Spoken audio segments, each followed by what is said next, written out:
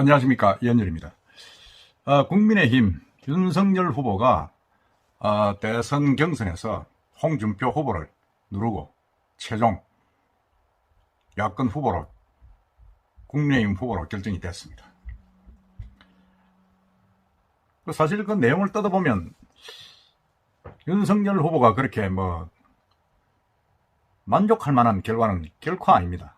그 선거 결과가 아시겠지만은 전체 이 당원하고 일반 국민하고의 어떤 그 득표율을 합쳐가지고 5대로 합쳐서 나온 결과가 47대 41로 6% 정도 이겼습니다. 이겼는데 일반 국민에게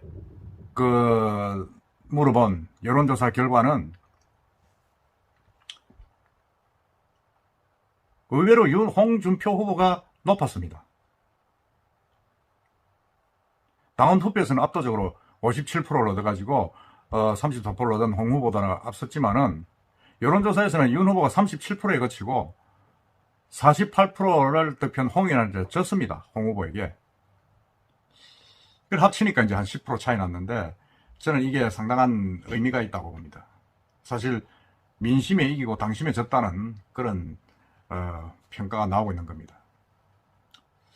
그리고 저는 이제 그렇게 함으로써 윤석열 후보가 되었습니다만은 뭔가 모르게 지금 윤석열 후보가 보수 정권 교체의 꿈이고 기수로 나섰습니다만은 뭔가 모르게 불안하다는 생각을 좀 지울 수가 없습니다.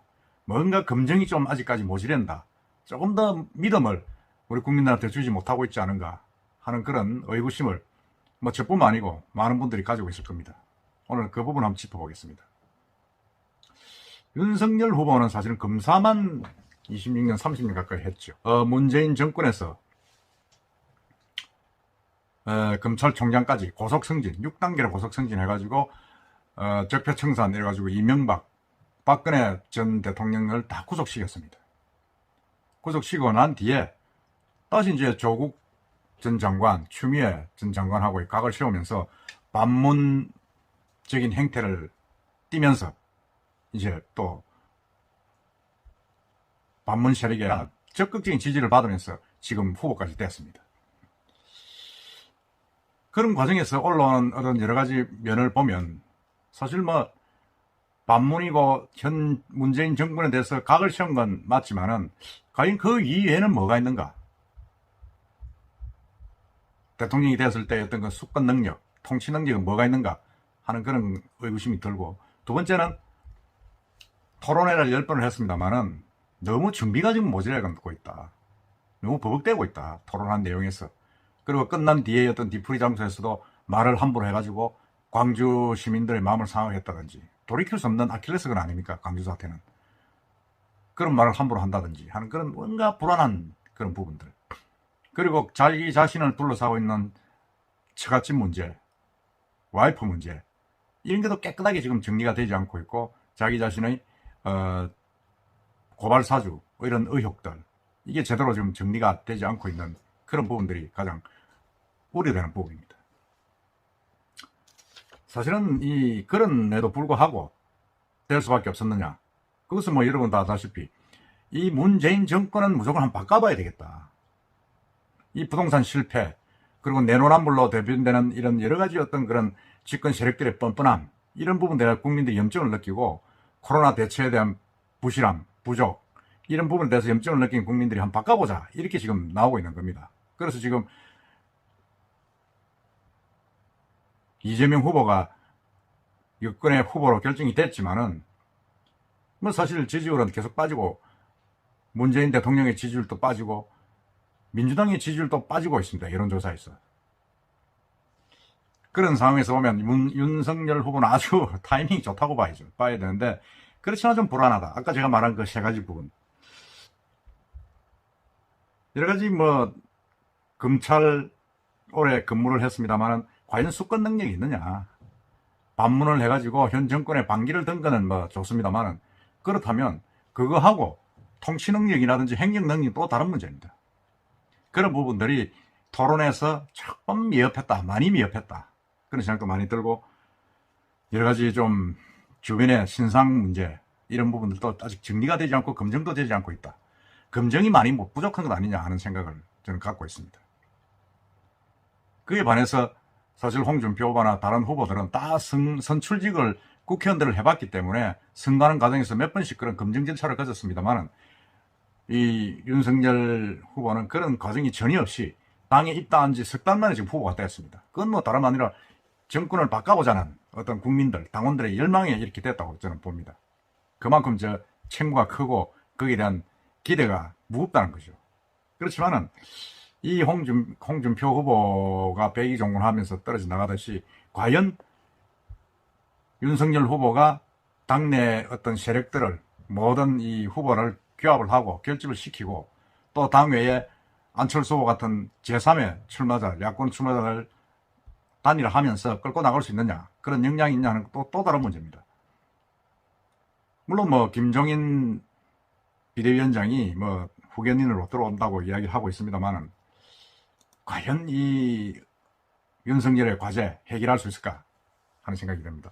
지금은 세 가지 윤석열 후보에 대한 불안감을 제가 말씀을 드렸습니다만 지금 더 중요한 건 뭐냐면 이 5, 60대의 압도적인 지지를 얻었고 20, 30대의 지지는 얻지를 못했습니다. 그러니까 일부에서는 노인의 힘이라는 그런 비아냥 그림도 나오고 있고 일부 20대, 30대 MZ세대에 탈당하는 그런 분위기도 좀 나오고 있습니다.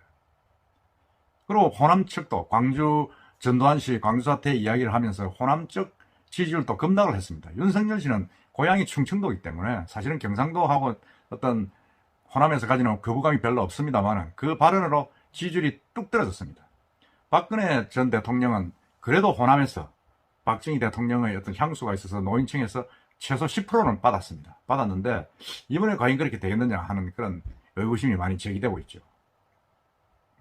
그러면서 지금 뭐 공약을 10번을 했습니다만 똑같은 말씀입니다만 과연 자기가 내세우는 정책의 가장 중요한 포인트가 뭐냐, 어떤 프로파간다를 가지고 자기 자신을 공약을 이야기를 하고 있는가, 이게 대해서 아무도 답변할 수 없는 그런 부분이 큰 과제입니다.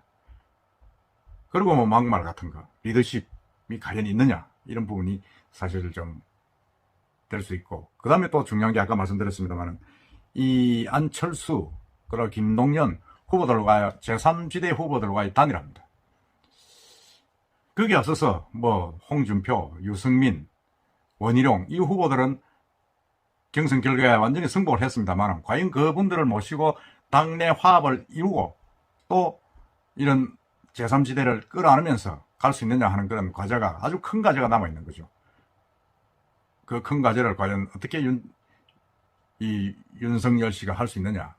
저는 뭐 그 조직이 워낙 크기 때문에 뭐 할 수는 있다고 봅니다만 과연 어느 정도까지 해서 이 이재명 후보를 끊고 정권 교체라는 큰 꿈을 이룰 수 있느냐 하는 그 부분들을 조금만 좀 불안하다는 생각을 지금은 지울 수가 없습니다. 물론 이 불안한 감이 앞으로 계속 윤석열 후보의 어떤 행보를 보면서 믿음으로 변할 수 있게끔 되었으면 좋겠습니다만 아직까지는 뭔가 불안하다. 그리고 더더구나 더 중요한 게 5, 60대의 한계를 넘지 못하고 MZ세대의 어떤 그 지지를 받지 못하는 그런 부분에 있어서는 너무나 이건 아쉽다. 홍준표 후보가 윤석열 후보보다 나이가 많습니다. 정치도 선배고 검찰도 선배인데 어떻게 홍준표 후보가 더 20, 30대에서 지지를 받고 윤석열 후보가 더 못 받습니까? 그건 윤석열 후보의 가장 큰 아킬레스건이다. 그거를 해결하지 못하면 앞으로 선거는 어렵다. 저는 그렇게 봅니다.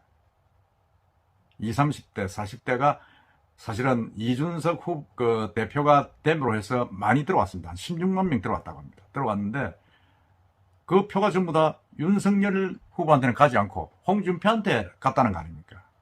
대부분이. 그건 아니다. 그래서 이런 부분들을 넘어서야 되는 과제다. 홍준표 후보는, 윤석열 후보는 그런 생각을 합니다. 그래서 제가 볼 때에도 지금은 가장 중요한 게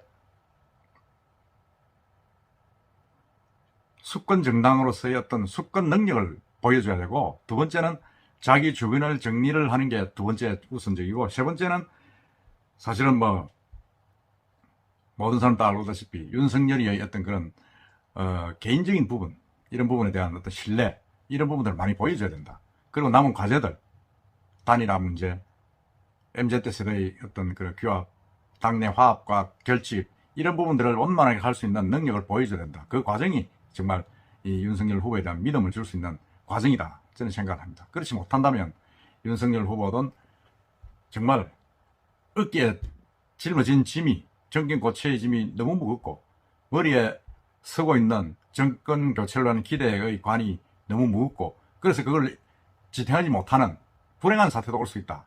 저는 그렇게 생각합니다. 어쨌든 정권 교체의 어떤 강한 열망을 가진 국민들의 어떤 염원이 윤석열 후보에게 전부 같다는 생각을 하고,